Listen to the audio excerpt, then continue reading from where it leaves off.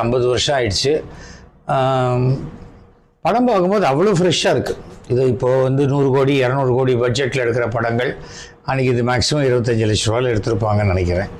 அது வந்து இன்றைக்கி எடுக்கக்கூடிய படங்களில் டெக்னாலஜி இருக்க வழியே கதை இல்லை. இதில் அத்தனை கதை வச்சுருக்காங்க. ஒரு 4 படத்துக்கு உண்டான கதை இருக்கிறது.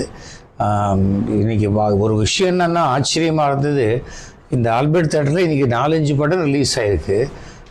எந்த படமும் ஹவுஸ்ஃபுல் ஆகலை. இந்த படம் எம்ஜிஆருடைய இதய கனி ஹவுஸ்ஃபுல்லாக இருக்குது.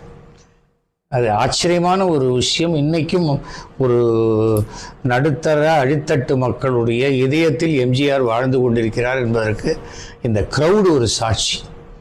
அது யாருக்குமே நடக்காத ஒரு விஷயம். அதான் நீங்கள் தகன்னு இருக்கீங்க அப்படின்னா அவங்களாம் எம்ஜிஆர் ஆகிட முடியாது. ஒரே ஒரு எம்ஜிஆர் தான். நான் வந்து